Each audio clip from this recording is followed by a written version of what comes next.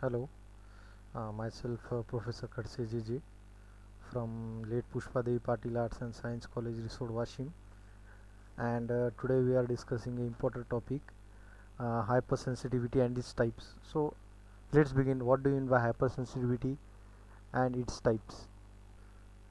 So normally speaking about the hypersensitivity, तर हायपरसेन्सिटिव्हिटी काय आहे या अगोदर कळण्या अगोदर आपल्याला इम्युन सिस्टीमबद्दल माहिती असणं अशा जरुरी आहे. तर इम्युन सिस्टीम काय आहे एक रोगप्रतिकार प्रणाली. तर रोगप्रतिकार प्रणाली काय असते आपल्या शरीरामध्ये जर का कुठल्याही प्रकारचा एखादा अँटीजन ते एखादा बॅक्टेरिया किंवा व्हायरस किंवा प्रोटोझोआ जर का आपल्या शरीरामध्ये आला तर त्याच्या अगेन्स्ट आपल्याकडे इम्युन सिस्टीम म्हणजे रोगप्रतिकार रत्न प्रणाली आहे आणि ती प्रणाली एक विशिष्ट पद्धतीने काम करत असते. त्याला आपण इम्युन सिस्टीम म्हणतो आणि याचाच अभ्यास करणं म्हणजे इम्युनॉलॉजी असं म्हणतो. पण होते काय की ज्या वेळेस एखादा बॅक्टेरिया किंवा एखादं व्हायरस वगैरे जर का आपल्या शरीरामध्ये आला तर त्याच्या अगेन्स्ट आपली इम्युन सिस्टीम काय करते, आपली रोगप्रतिकार प्रणाली काय करते, त्याला किल करायचं किंवा त्याला न्यूट्रलाइज करायचा प्रयत्न करते. पण होते काय की ही जर का कार्य अनवॉन्टेडली कंटिन्युअसली आणि एक ट्रिमेंडस स्पीडली जर काही होत असेल तर त्याला आपण हायपर सेन्सिटिव्हिटी असे म्हणतो. म्हणजे सेन्सिटिव्हिटी म्हणजे काय, साध्या भाषेमध्ये सेन्सिटिव्हिटी म्हणजे काय, आपल्या शरीराला कशाची तरी भास होऊन देणे. जस्ट फॉर एक्झाम्पल जर का आपण एखादं थंड पाणी वगैरे पित असेल तर दाताला एक एक झनक पोचते, दॅट इज सेन्सिटिव्हिटी बनते. आणि हायपर सेन्सिटिव्ह म्हणजे कंटिन्युअसली अलार्मिंग सिग्नल्स आपली इम्युन सिस्टीम आपल्या शरीराला देत आहे, त्याला हायपर सेन्सिटिव्हिटी असे म्हणले जातं. तर मग हायपर सेन्सिटिव्ह म्हणजे सर नॉर्मली आपल्या शरीराला हे माहीत होणं गरजेचं आहे की कुठला तरी पॅथोजन किंवा कुठला तरी बॅक्टेरिया आपल्या शरीरामध्ये एंटर झालेला आहे. That is a normal immune system is functioning. But tremendously large अमाऊंटमध्ये जर का हे सेन्सेशन आपल्या बॉडीला होत आहे त्याला हायपर सेन्सिटिव्हिटी म्हणले जाते. पण हायपर सेन्सिटिव्हिटी आणि ॲलर्जी ही एक दुसरं टाईप्स आहे. ॲलर्जी म्हणजे काय, सर्टन रिस्पॉन्स आहेत. जस्ट फॉर एक्झाम्पल कुणाला धुलीची ॲलर्जी असते, कुणाला पोलन ग्रीनची ॲलर्जी असते म्हणजे फुलांची वगैरे असली असते, कुणाला जस्ट त्याचं एक्झाम्पल आहे गांजर गवत, काँग्रेस ग्रास, त्याचे पोलन ग्रीन्स पण आपल्या शरीरामध्ये पडतात आणि ते स्लाइटली ॲलर्जिक रिस्पॉन्स दाखवतात. कोणाकोणामध्ये हे स्लाइटली रिस्पॉन्स आहेत, तात्पुरती खाज वगैरे सुटणं आणि थोड्या वेळात एक 10-15 मिनटामध्ये हे परत शांत होणं बॉडी, ते एक ॲलर्जिक रिस्पॉन्स आहे. पण जर का हे कंटिन्युअसली होत आहे आणि दीर्घकाळापर्यंत जर का हे राहत आहे, जस्ट फॉर एक्झाम्पल त्याच्या संपर्कात जर तो आलेला आहे आणि तो संपर्कात आल्यानंतर ही ॲलर्जिक रिॲक्शन्स 3 ते 4 तासाच्या वर जात आहे आणि हे वाढतच आहेत, याला हायपर सेन्सिटिव्हिटी असे म्हणतात. मग कोणाला डॅन्ड्रफपासून असते, कोणाला मग पोलन ग्रेनपासून असते, कोणाला धुळीपासून असते, कुणाला फूड प्रोडक्ट्सपासून असते किंवा कुणाला एखादा chemical compound, just for example कुणाला एक केमिकलचं रिॲक्शन पण होते, केमिकल ड्रग्स थ्रू पण होते, तर हे पण एक हायपर सेन्सिटिव्हिटीमध्ये होते. तर हायपर सेन्सिटिव्हिटीचे भरपूर वेगळे टाईप्स आहेत, पण त्यामधले महत्त्वाचं जर का बघितलं तर हायपर सेन्सिटिव्हिटीचे मुख्यतः 4 टाईप्स आहेत. तर आपण बघूत. तर हायपर सेन्सिटिव्हिटी काय आहे आपल्याला कळून आलं की abnormal functioning of immune system. Abnormal functioning of immune system which continuously alarming our body of unnecessary things, that is known as hyper sensitivity. जर हायपर सेन्सिटिव्हिटीबद्दल आपण जर बोललं तर this hyper sensitivity is mostly divided into 4 types. In that type 1 hypersensitivity, type 2 hypersensitivity, type 3 आणि type 4. जर आपण हायपरसेन्सिटिव्हिटीला जर डिवाइड केलं तर hypersensitivity can be broadly divided into 2 types. Number first is antibody mediated hypersensitivity and number second is cell mediated hypersensitivity. हे दोन कशामुळं आपण टाकलेलं की सर हायपरसेन्सिटिव्हिटी थ्रू अँटीबॉडी मेडिएटेड. आता अँटीबॉडीज काय त्या संदर्भात आपल्याला माहिती आहे. Antibodies are the chemical components which are synthesized by B cells. म्हणजे काय, आपल्या शरीरामध्ये बी लिम्फोसाइट्स नावाच्या काही पेशा आहेत आणि ह्या बी लिम्फोसाइट नावाच्या पेशा, त्यामध्ये पण बी प्लाझ्मा सेल्स आपण त्याला म्हणतो, आणि हे B plasma cells certain chemical compound secrete करतात, त्याला अँटीबॉडीज असं म्हणलं जाते.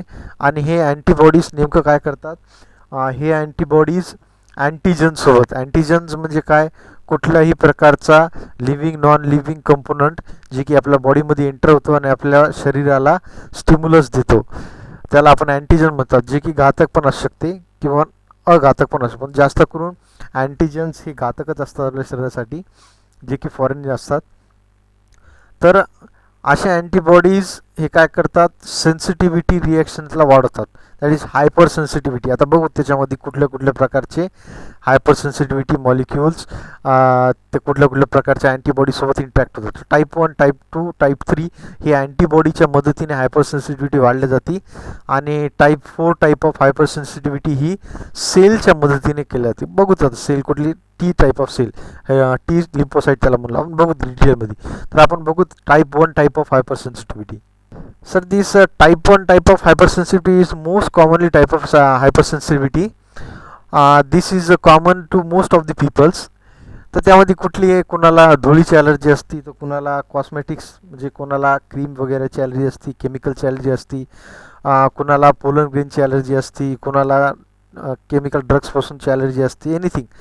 तर हे काय होते नेमकं, हे ॲलर्जन्समुळे होते किंवा ॲलर्जीजमुळे होते. तर काय असते हे, प्रथमतः हे जे पर्सन्स आहेत ते जर का एखाद्या जर एक एक्झाम्पल गणित धरलं आपण, पोलन ग्रेन जे की आपलं काँग्रेस ग्राचं जर एखादं एक्झाम्पल धरलं, तर हे जर का त्यांच्या कॉन्टॅक्टमध्ये आल्यानंतर काय होते की त्यांची बॉडीला लगेच ती चेतना होती की कुठला तरी पोलन ग्रेन आपल्या बॉडीला स्टिक झाला आहे किंवा नेझल कॅव्हिटी थ्रू एखादी डस्ट मॉलिक्यूल आपल्याला नाकाच्या आतमध्ये आलेला आहे.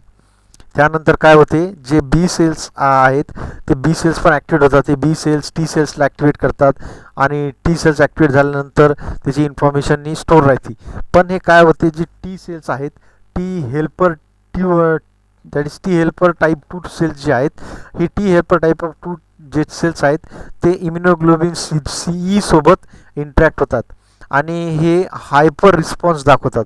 कसं, जस्ट फॉर एक्झाम्पल, जर का आपण ह्या पोलन ग्रेन किंवा एखादा क्लोथ किंवा इन्सेक्टच्या कॉन्टॅक्टमध्ये आलो, तर लगेच काय होते, इम्युनोग्लोबिन ई हे त्या याच्यासोबत इंटरॅक्ट होते, आणि इंटरॅक्ट झाल्यामुळं काय होते की खूपसे पेशा ॲक्टिवेट होतात. जसे एक्झाम्पल मास सेल जे की मसल्समध्ये आहेत, टिश्यूमध्ये आहेत, हे मास सेल्स पण ॲक्टिवेट होतात, आणि ॲक्टिवेट झाल्यामुळं काय होते, लार्ज प्रमाणात ऑफ काय होतं, जे अँटीजनच्या स्वरूपात आला की हे लार्ज प्रमाणात ऑफ इम्युनोग्लोबिन ई सिक्रेट करतात, आणि हे नंतर इम्युनोग्लोबिन ही लार्ज प्रमाणामध्ये सिक्रेट केल्यानंतर हे हायली ॲलर्जन्स म्हणून काम करतात आणि अलार्मिंग सिग्नल्स प्रोड्यूस करतात. आणि कसं काय, कारण मास सेल्स हे खूप सारे सायटोकाइन्स आणि इंटरल्युकिन्स हे शरीरामध्ये स्प्रेड करतात, त्यामुळं आपली बॉडी हायपर होती, आणि हायपर झाल्यामुळं आपल्या बॉडीला कंटिन्युअसली अलार्मिंग सिग्नल्स भेटतात, जेणेकरून कुणाला शिंका येणे किंवा कुणाला खोकला लागणे किंवा कुणाला अदर टाईपचे इरिटेशन्स, इचिंग होणे एक्सेट्रा हे बघू शकतो आपण टाईप 1 टाईप ऑफ हायपर सेन्सिटिव्हिटीमध्ये. टाईप 2 हायपर सेन्सिटिव्हिटीला सायटोटॉक्झिक सेन्सिटिव्हिटी पण असे म्हणले जाते. का, कारण याच्यामध्ये सेल डिस्ट्रक्शन्स होतात. बघूत काय आहे ते. तर परत आपण मग बघितलं होतं की हायपर सेन्सिटिव्हिटी टाईप 1 ही अँटीबॉडी मेडिएटेड आहे, त्याच्यामध्ये इम्युनोग्लोबिलिन ई अँटीबॉडीचा उपयोग आहे, त्याला इम्युनोग्लोबिलिन आपण ई म्हणू.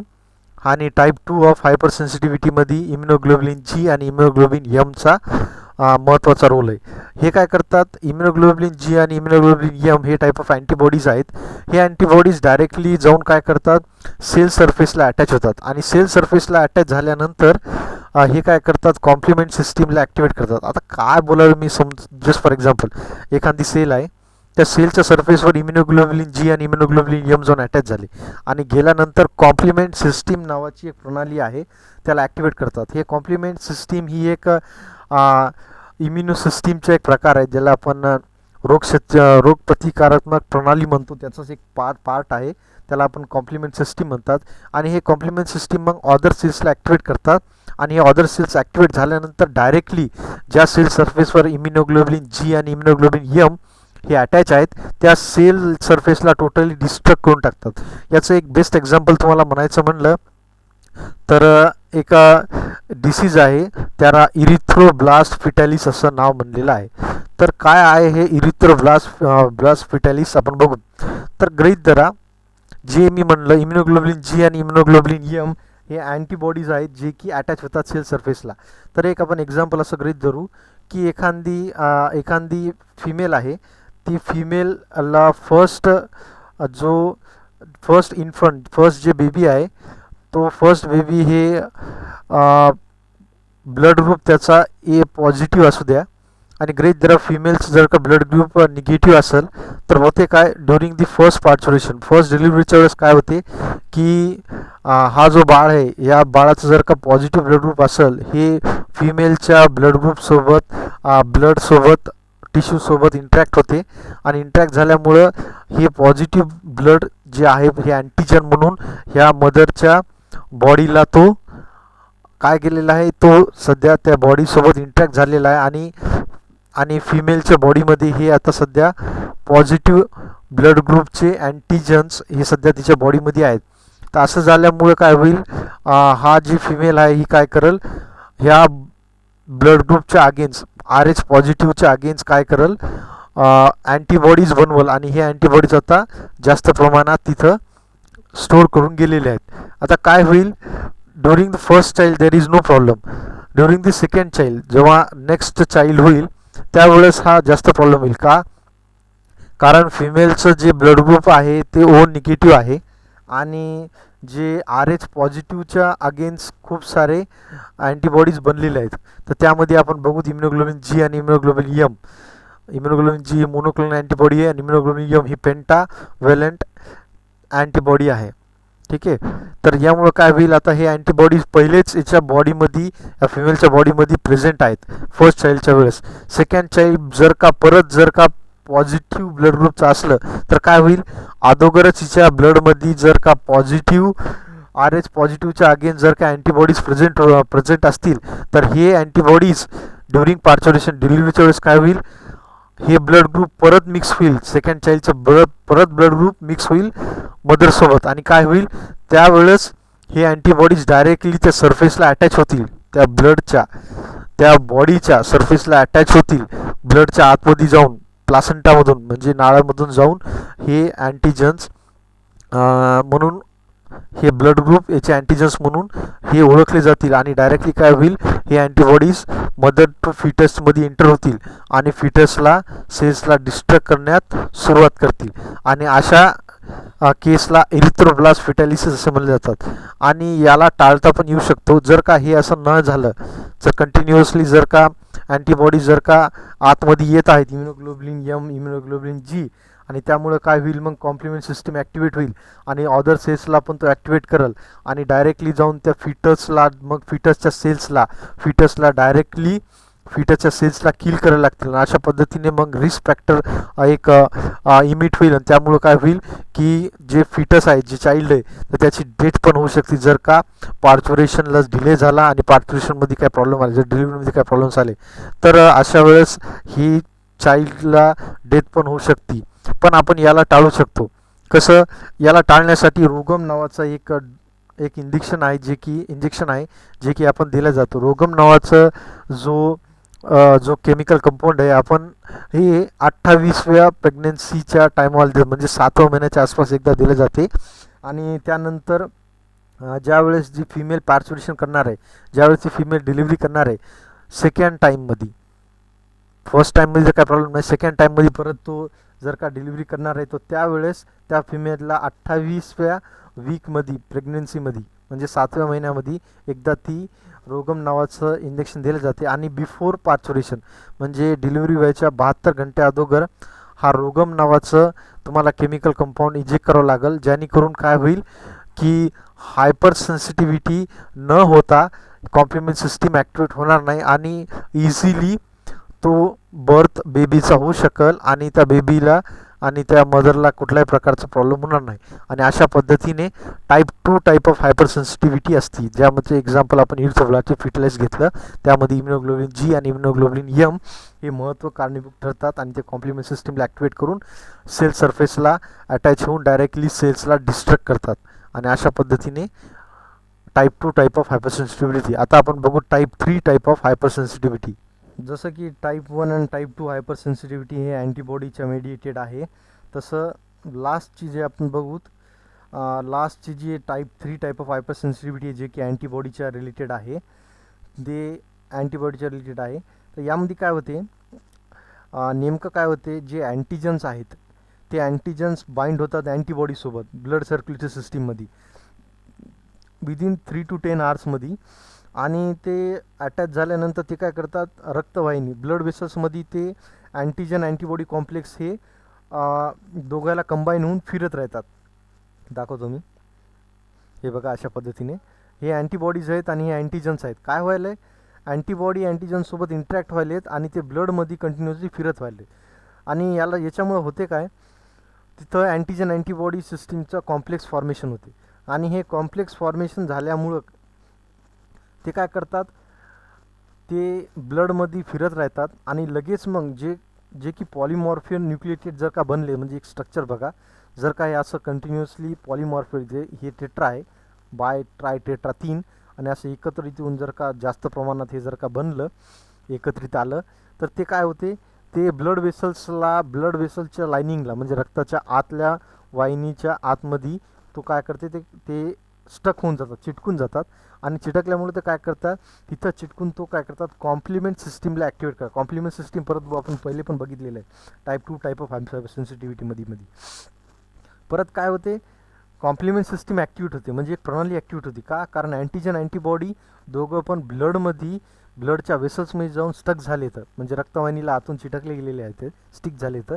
आणि ते झाल्यानंतर ते काय करायलेत, ते कॉम्प्लिमेंट सिस्टीम म्हणजे इम्युन सिस्टीमच्या एक प्रणालीला तो ॲक्टिवेट करायला. ॲक्टिवेट केल्यानंतर काय होईल, ॲक्टिवेट झाल्यानंतर तिथं इन्फ्लेमेशन येईल. इन्फ्लेमेशन म्हणजे आग होणे, त्रास होणे. आणि ते झाल्यानंतर कॉम्प्लिमेंट सिस्टीम मग काय करेल, बघा तुम्ही, कॉम्प्लिमेंट सिस्टीम मग काय करेल की तिथं मग जाऊन डायरेक्ट त्या सरफेसला डॅमेज करून टाकेल. म्हणजे काय, सर्वप्रथम काय होईल की सर्वप्रथम ही रक्तवाहिनी आहे, त्या रक्तवाहिनीमध्ये अँटीजन अँटीबॉडी टाईप ऑफ आपण हायपर सेन्सिटिव्हिटी बघतो, त्यामध्ये हे अँटीजन्स आणि अँटीबॉडी एकसोबत अटॅच झाले तर अटॅच झाल्यानंतर बघा याच्यामध्ये इम्युनोग्लोबिन जी असू शकते किंवा कुठली प्रकारचं होऊ शकतं, पण इम्युनोग्लोबिन जी मोस्टली आहे. मग इम्युनोग्लोबिन जी अँटीजनसोबत अटॅच झाल्यानंतर हे रक्तवाहिनीला इथं स्टिक झालेले आहे. स्टिक झाल्यानंतर मग याच्यावर पण एक सिस्टीम आहे phagocytes are the cells which engulf the antigens or complement systems. मग ते खतम करून टाकतात, पण काही प्रमाणात हे राहूनच जातात. मग हे असेच चिटकल्या गेलेले आहेत. मग हे काय करतील, फायनली कॉम्प्लिमेंट सिस्टीमला ॲक्टिवेट होती. बघा अशा पद्धतीने कॉम्प्लिमेंट सिस्टीम इनॲक्टिवेट होती. कॉम्प्लिमेंट सिस्टीमसोबत काही प्रोटीन मॉलिक्युल्स याचे अटॅच होतील कॉम्प्लिमेंट सिस्टीमचे. मग याला अटॅच होऊन नंतर कॉम्प्लिमेंट सिस्टीम ॲक्टिवेट होतील. आणि कॉम्प्लिमेंट सिस्टीम नंतर ॲक्टिवेट झाल्यानंतर काय होईल, इन्फ्लेमेशन्स वगैरे व्हायला सुरुवात होईल. कसं इन्फ्लेमेशन होईल, तिथं काय होईल, मॅक्रोफॅजेस न्यूट्रोफाईल्स म्हणजे काय करतील, ते बोलवतील, सिग्नल्स पाठवतील कोणाला, न्यूट्रोफाईल्सला, नंतर कोणत्या नॅचरल किलर सेल्सला, बेसोफिल सेल्सला, एसोफिल सेल्सला. ते काय येतील, तिथे येतील आणि ते इथं जाऊन काय करू, ग्रॅन्युल्स बाहेर टाकतील. ग्रॅन्युल्स म्हणजे काय, ह्या सेल्समध्ये काय असतात, विशिष्ट प्रकारचे काही केमिकल कंपोनंट्स असतात जे की सेलला किंवा सेल लाईनला डिनॅचर करतात. म्हणजे हे रासायनिक पदार्थ हे काय करतील, न्यूट्रोफिल्स युसोफिल्स हे डायरेक्टली इथं फेकून देतील. आणि फेकून दिल्यामुळे काय होईल, ही पूर्ण जागा इथून म्हणजे रक्तवाहिनी आतल्या आतून पोकळ होईल. आणि पोकळ झाल्यामुळं इन्फ्लेमेशन, आग वगैरे होत राहील आणि सेल लाईन आतल्या आतून काय होईल, डिस्टर्ब होईल. आणि असंच जर झालं तर सेल लाईन आतून जर का तुटली तर इंटरनल ब्लिडिंग पण होऊ शकते.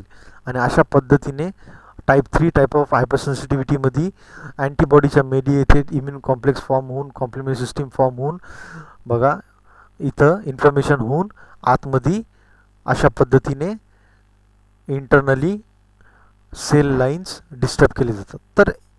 तर त्याचे काही डिसीजेस पण आहेत, त्याबद्दल आपण बघूच. तर टाईप ऑफ हायपर सेन्सिटिव्हिटीमध्ये जर तुम्हाला प्रश्न विचारला तर ह्या डिसीजबद्दल बघ, ज्याच्यामध्ये हायपर सेन्सिटिव्हिटी न्युमोनिटिस दॅट इज न्युमोनिटिस हे लंग्समध्ये होत आहे.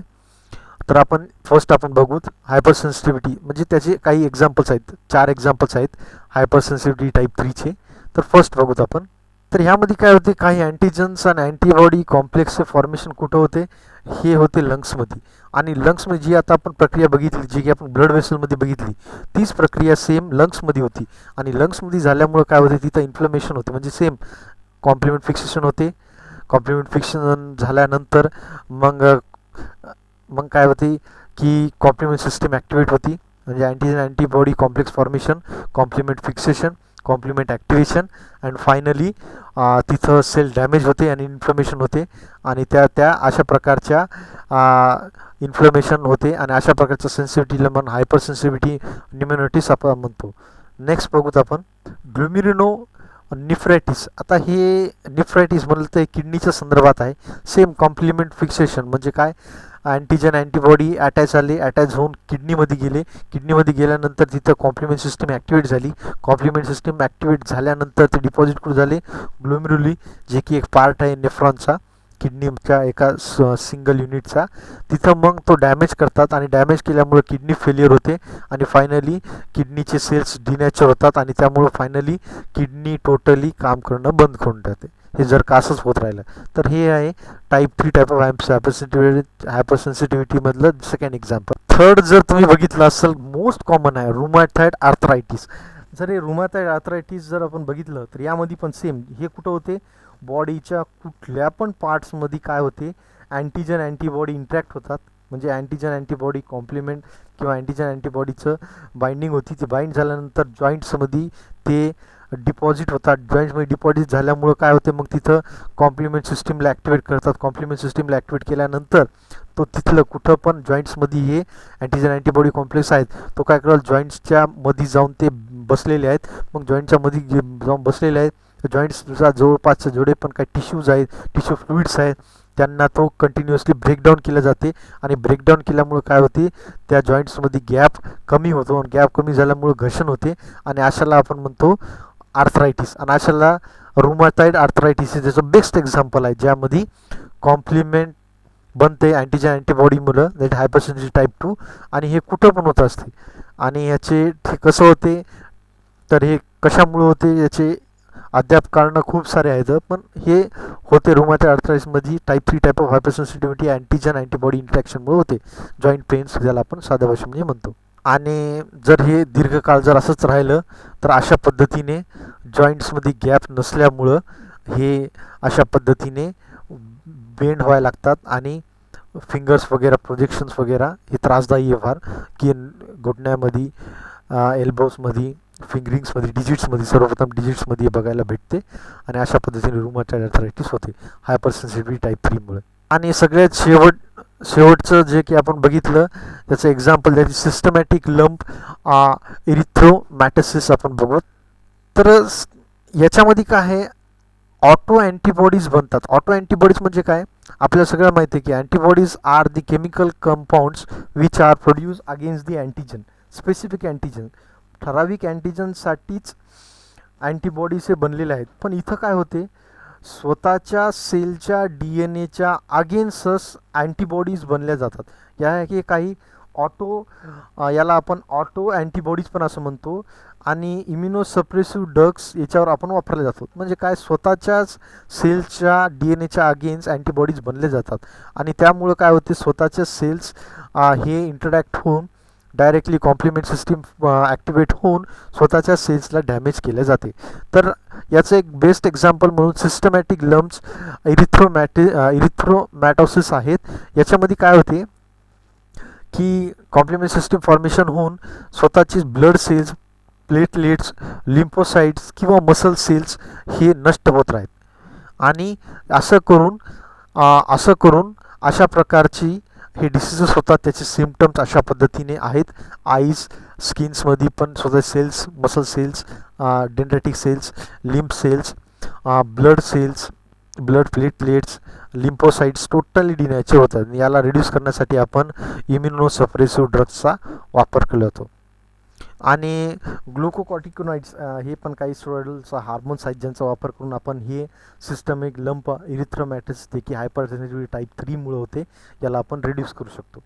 आणि सर्वात शेवटची टाईप ऑफ हायपर सेन्सिटिव्हिटी आपण बघितलं होतं. हायपर सेन्सिटिव्हिटी मोस्टली 4 टाईप असतात, टाईप 1, टाईप 2, टाईप 3, टाईप 4. त्यामधली type 1, type 2, type 3 hyper sensitivity ही अँटीबॉडीच्या रेग्युलेटेड किंवा अँटीबॉडीच्या संदर्भात आहे. पण सगळ्यात शेवटची जी type 4 type of hyper sensitivity आहे ही याला अँटीबॉडीच्या रिलेटेड नाही, ही सेलच्या मेडिएटेड आहे. Type 4 type of hyper sensitivity is mediated by cell. तर टाईप 4 टाईप ऑफ हायपर सेन्सिटिव्हिटीसाठी कारणीभूत आहे that is T lymphocyte cell. आता हे टी लिम्फोसाइट सेल्स काय आहेत? तर टी लिम्फोसाइट सेल्स हे इम्युन सेल्स आहेत. यांचं काय काम आहे की टी लिम्फोसाइट सेल्स हे ॲक्च्युअली यांचं इम्युनॉलॉजीमध्ये एकतर जे फॉरेन सेल्स आहेत जसे की बॅक्टेरिया असू द्या किंवा कोका शेप किंवा रॉड शेप किंवा व्हायरस असू द्या किंवा प्रोटोझोआ असू द्या, यांच्यासोबत ह्याच्यामध्ये जे सेल्स आहेत हे सेल्स डायरेक्टली इंटरॅक्ट होतात त्या बॅक्टेरिया किंवा व्हायरससोबत आणि डायरेक्टली त्याला किल करतात. आता यामध्ये काय होते की जी हायपरसेन्सिटिव्ह टाईप 4 आहे यामध्ये टी लिम्फोसाइट एक्स्ट्रा स्टिम्युलेट झाल्यामुळं तो काय करतो, सेल्सला डिनॅचर करायला, सेल्सला किल करायला सुरुवात करतो टी लिम्फोसाइटच्या फंक्शन्समुळं. तर हे जे हायपरसेन्सिटिव्हिटी आहे टी लिम्फोसाइटमुळं टाईप 4, तर ही काही घंटे चालू शकते किंवा काही दिवस पण ही चालू शकते. तर हे होते काही व्हायरसेसमुळं पण होते, पॅरासाईट फंजामुळं पण होते, ट्युबरक्लोसिस पण होते. म्हणजे hyper activation of T cells, T lymphocyte cells causes T4 type of hypersensitive type 4. यामध्ये आपण बघूत एक महत्त्वाचं एक्झाम्पल ते म्हणजे ग्राफ ऑफ रिजेक्शन. जर तुम्हाला माहीत असेल जे ऑर्गन ट्रान्सप्लांटेशन केलं, जसं की एखादा पर्सन आहे आणि त्यानं ऑर्गन ट्रान्सप्लांटेशन केलेलं आहे, ऑर्गन ट्रान्सप्लांट. तर ऑर्गन ट्रान्सप्लांटेशन केल्यानंतर काय होते, काही दिवसानंतर तो ऑर्गन काही दिवस चालतो आणि त्यानंतर ते ऑर्गन ते बॉडीला सूट होत नाही, ते परत आपल्याला काढून टाकून द्यावं लागते, दुसरं ऑर्गन बघावं लागते. तर हे सेल मेडिएटेड हायपर सेन्सिटिव्हिटीमध्ये येते. त्यामध्ये काय होते की हायपर सेन्सिटिव्हिटी टाईप 4 ही delay type of hyper sensitivity type बघूत आपण खाली नेक्स्ट स्लाईड त्यासाठी बनवली. तर हे डिले म्हणजे खूप दमानं ही चालत आहे आणि काही दिवस न म्हणता खूप वेळापर्यंत पण ही चालू शकते. तर काय होते यामध्ये जे नॉन फॉरेन सबस्टन्सेस आहे किंवा फॉरेन सबस्टन्सेस आहेत, टाईप टी सेल जी आहे ती टी सेल काय करते, स्वतःची सेल आणि स्वतःची न असणारी सेल जसे सेल्फ सेल आणि नॉन सेल्फ सेलमध्ये रिकग्नाईज करू शकते. जी नॉन सेल्फ सेल आहे जसं की एखाद्या किडनी ट्रान्सप्लांट केली तर त्याला ती ओळखून घेते आणि त्याच्या अगेन्स्ट काय करते, तिच्या अगेन्स्ट रिस्पॉन्स दाखवायला सुरुवात करते. आणि असं रिस्पॉन्स करत करत याला खूप वेळ लागू शकते, 6 महिने किंवा 1 वर्ष किंवा 2 वर्ष पण लागू शकते. आणि असं करत करत ते ऑर्गन मग कम्प्लिटली आपल्या सेलला सूट होत नाही, आपल्या शरीराला सूट होत नाही. कारण दीर्घ काळपर्यंत ही हायपर सेन्सिटिव्हिटी ही दाखवत असते आणि त्यामुळं हे बॉडी जी आहे दुसऱ्याचं ऑर्गन हे जास्त दीर्घ काळापर्यंत आपल्याला हे करू शकते. त्याला आपण ग्राफ रिजेक्शन असं म्हणतो. आणि यासाठी MHC मॉलिक्यूल मेजर हिस्टोकॉम्प्लेक्स प्रोटीन पण महत्त्वाचं कारणीभूत ठरते. आणि अशा पद्धतीने हायपर सेन्सिटिव्हिटी असते. यामध्ये काय होते, सर्वप्रथम जो अँटीजन आहे तो अँटीजन ॲक्टिवेट केला जातो. म्हणजे जो अँटीजन आहे तो अँटीजन ॲक्टिवेट करतो टी हेल्पर सेल्सला.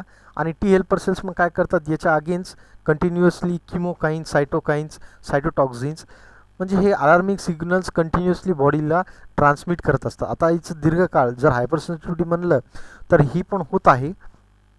आणि याच्यामुळं काय होते, अलार्मिंग जसं की किमोकाईन्स काय करतात, जे मायक्रोफॅजेसला बोलून आणतात आणि मायक्रोफॅजेसला बनवून आणून तिथं मग काय करतात, परत मायक्रोफॅजेस येतात त्या सेल्सला मग फॅगोसायटिस करतील किंवा ग्रॅन्युल्स टाकून देतील. आणि जर काही किमोकाईन्स जर का इंटरल्युकिन गॅमाला जर का ॲक्टिवेट केलं तर ते इन्फ्लमेशन पण दाखवू शकतात. त्यानंतर काही सायटोकाईन्स आणि सायटोटॉक्झिन्स काय करतात, TNF अल्फा आणि tuner necrosis factor alpha beta हे काय करतात, डायरेक्टली टिश्यू डॅमेज करतात, त्या टिश्यूजला जाऊन तिथं डायरेक्टली डॅमेज करतात. आणि कधी कभार IL-3 GM-CSF आणि हे काय करतात, मोनोसाइट्सला प्रोड्यूस करायला सक्षम करतात, स्टिम्युलेट करतात, आणि मोनोसाइट्स जाऊन मग परत ग्रॅन्युल्स प्रोड्युशन करतात आणि सेन्सिटिव्हिटीचं इनिस करतात. तर हायपर सेन्सिटिव्हिटी ऑर्गनच्या संदर्भात कशी आहे, जर का सेल्फ ऑर्गन नसेल, दुसरंच ऑर्गन असेल आणि हायपर सेन्सिटिव्हिटी ऑटो किंवा सेल्फ स्पेसिसचं नसेल, म्हणजे फॉर एक्झाम्पल याला आपण म्हणू तर काय होते सर, एखादं ऑर्गन आपण घेत आहे, प्राण्याचं ऑर्गन आहे आणि ते आपल्या याच्यामध्ये टाकलेलं आहे, प्राणी जस्ट फॉर एक्झाम्पल सहसा होत नाही झिनोग्राफ, तर किडनी वगैरे पहिले ट्रान्सप्लांट केली जात होती पण ती पण जास्त वेळपर्यंत टिकत नव्हती, ऑर्दर ऑर्गन जर झिनोग्राफ्ट आहे. मग परत जर का तशाच प्रकारे ती ऑदर किडनी जर टाकायचा प्रयत्न केला गोटचा म्हणजे बकरीचा, तर ते हायली हायपरसेन्सिटाईड होईल आणि परत सेल्सला टिश्यूला डॅमेज करेल. तर हे पण आहे. आणि हीच हायपरसेन्सिटिव्हिटी पण टाईप 4 ही खूप दीर्घकाळपर्यंत चालणारी आहे, ज्यामध्ये जर का एका मनुष्यानं दुसऱ्या मनुष्याला जर का किडनी वगैरे दिलेली आहे, तर पहिले तर ती काही दिवस चलल, नंतर चालणार नाही, आणि परत जर का दुसरी किडनी जर का दुसऱ्या इंडिव्हिज्युअल टाकली तर ती लवकरच फेल होईल, म्हणजे लवकरच ती लवकरच काय होईल, पहिली किडनी 1 वर्षापर्यंत चालली, दुसरी किडनी आपण ट्रान्सप्लांट केलेली आहे तर ती दीर्घकाळपर्यंत चालणार नाही. का? कारण ह्या हायपरसेन्सिटिव्ह टाईप 4मुळं. म्हणून अशाचमुळं आपण काय केलेलं आहे, हायपरसेन्सिटिव्हिटीला सेल्सनं क्लासिफाय केलं. सेल्सनं हायपरसेन्सिटिव्हिटीला क्लासिफाय केलं 2 गटामध्ये, एक इमिडिएट रिस्पॉन्स आणि दुसरं डिलेड रिस्पॉन्स. इमिडिएट रिस्पॉन्समध्ये काय येते मग, अँटीबॉडी मेडिटेड आहे, मग याच्यामध्ये कोणते ते हायपरसेन्सिटिव्ह टाईप 1, टाईप 2, टाईप 3 येते. आणि डिले टाईपमध्ये येते हायपरसेन्सिटिव्ह टाईप 4. तर अशा पद्धतीने आपण हायपरसेन्सिटिव्हिटीला क्लासिफाय केलं आहे. आणखी एक आहे चेसनं क्लासिफाईड केले, ते पण इमिडिएट रिॲक्शन आणि डिले रिॲक्शन. सर्व त्याचे नोट्स आहेत, तुम्ही हे बघू शकता. आणि अशा पद्धतीने आपण हायपरसेन्सिटिव्हिटी काय आहे, त्याचे टाईप्स काय आहेत आणि त्याचे एक्झाम्पल्स काय आहेत या संदर्भात आपण बघितलेलं आहे. तर होप तुम्हाला हे व्हिडिओ आवडला असेल. काय प्रॉब्लेम असेल तर तुम्ही हे करू शकता. थँक्यू.